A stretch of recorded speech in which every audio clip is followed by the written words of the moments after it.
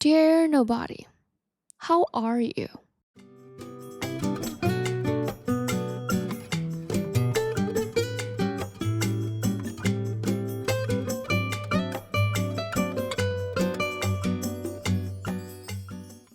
Welcome back to Dear Nobody podcast, everyone. It's Sally, your host, and this is an episode from a monthly check in series where I talk about my feelings transparently and just catch up. It's only a matter of time till this monthly check in episode comes by again.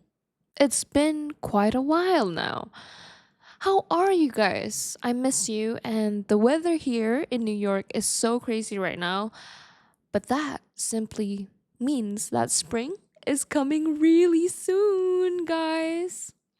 I remember last week, if you're around in New York, it was so hot, around 22 degrees Celsius. It was almost like summer.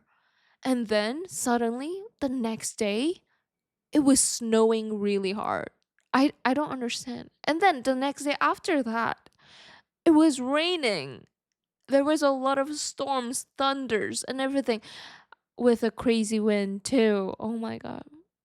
I don't know what's happening, but definitely global warming is very real. And we're so close to the end of the times. Very close. Well, anyway, my life has been good. I have been living life in a very low key manner. I'm offline most of the time, which is good.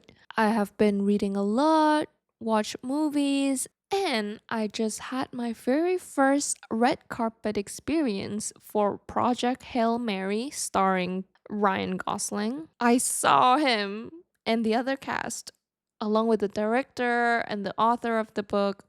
I saw everyone there. I took a lot of pictures with the cast too, but I didn't get a picture with Ryan himself. He was like he went past through me. It was sad, but it's okay.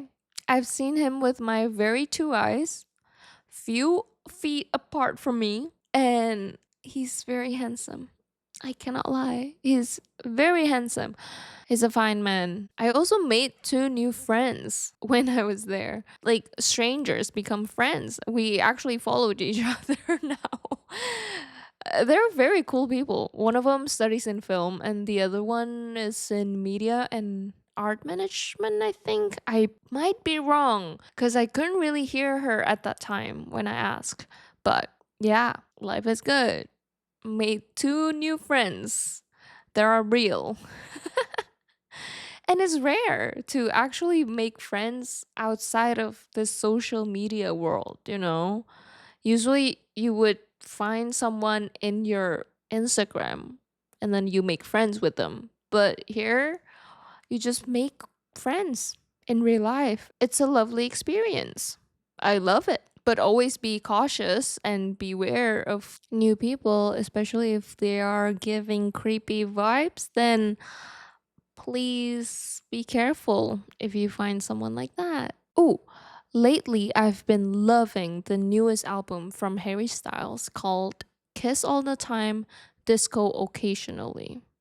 At first, when he released one of his leading songs, which was Aperture, I wasn't sure of it. My first impression wasn't great at all. And to be completely honest, I didn't really like it. It was just not my style.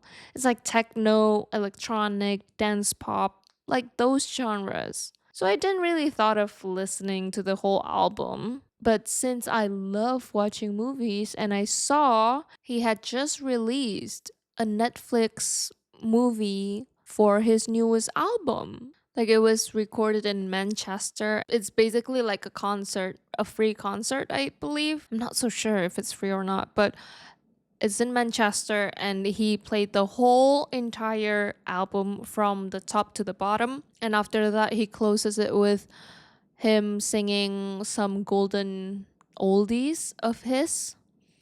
So it's literally like a documentary, a live concert type of thing. I really like those type of movies. So I watched it. And ever since then, it just grew on me. The whole album.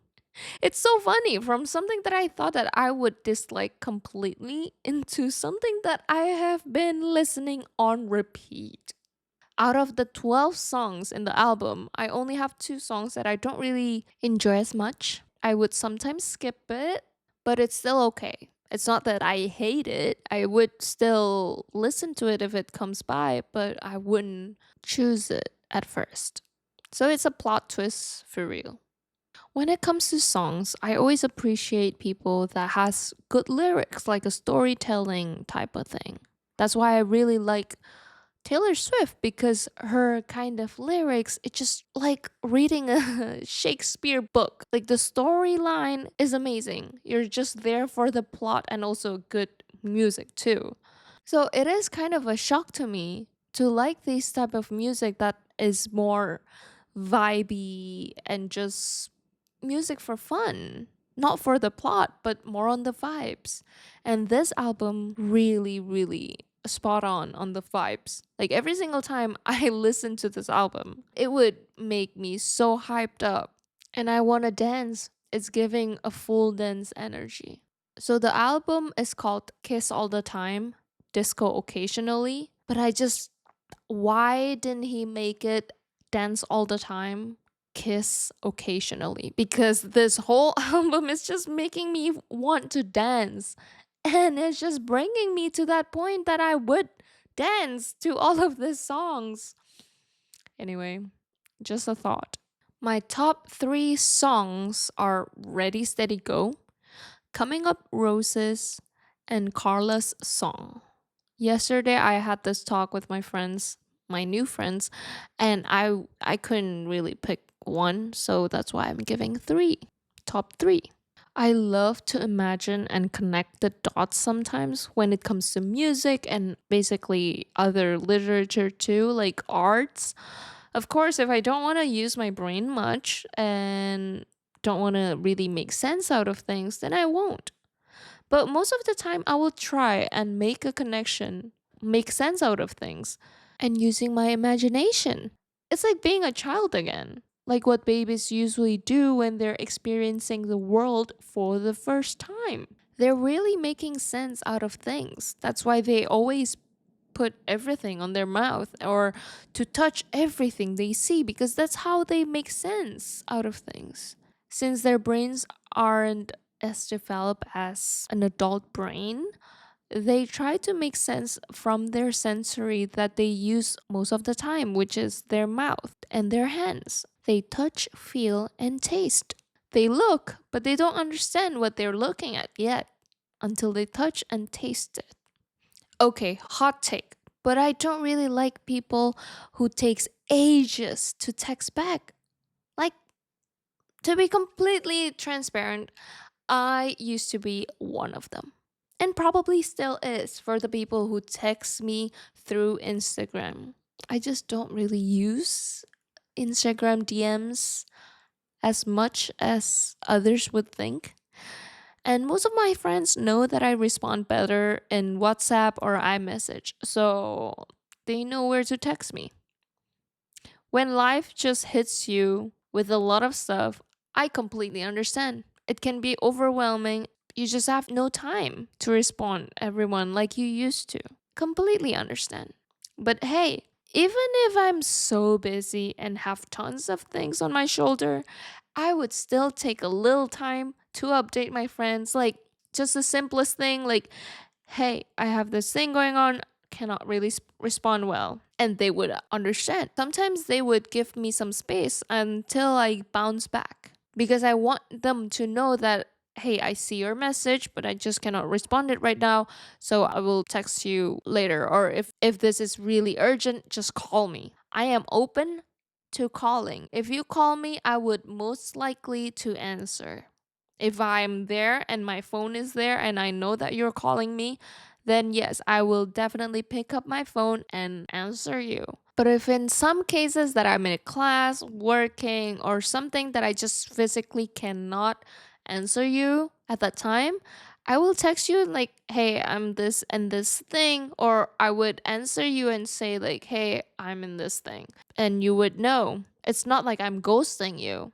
And some people just ghost for no reason. They just take ages to respond. I had this wholesome encounter with my friend the other day where she just kept on texting me over and over, and I just didn't respond to her at all because I was isolating myself because I wasn't in the right headspace, and she would text me all the time even if I don't reply. She was just worried. And one day I told her like, "Hey, sorry I'm not responding as much. I'm not okay." And she would try her best to be there for me. And I love that. I love these types of friendships that they check on you, and if you don't reply back, they would multiple text you because they know something is not right. Like something is going on with you and they are worried. They want to make sure that you're okay. Like I love that. After that, I was like, wow, true friends really know. You can sense if your friend is not okay, even if you're miles away. Like she's back home in Indonesia. I'm in New York. How the heck she can feel all the way there? Like I don't. Yeah, it's magical. It's something that I cannot explain to you, but it is there. Like she can sense it. There's something wrong. And it's not that she's not doing anything. She's very busy, but she still make time to check up on me and even multiple text me. It's rare to find those these days. But she understands. Like after I said that what was going on, she understands. She wouldn't pry me if I don't want to talk about it, but she will always be there if I need her. If I want to talk about things, she would be there. And I feel like you kind of need a friend like that, in a way that they kind of sense something is wrong with you. And sometimes you just don't want to grab your friends' attention just for you because you're feeling those things. Sometimes you just want them to find you in a way that, hey, I'm just checking on you.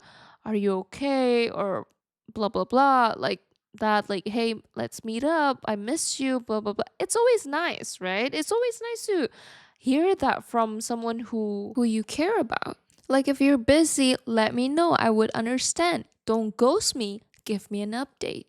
Like friendships are supposed to be two ways. It is not one way street. And if it is one way street, it's usually not worth it. If they want to hang out with you, they will. If they don't want to try to make plans with you, then you're probably in the low priority for them.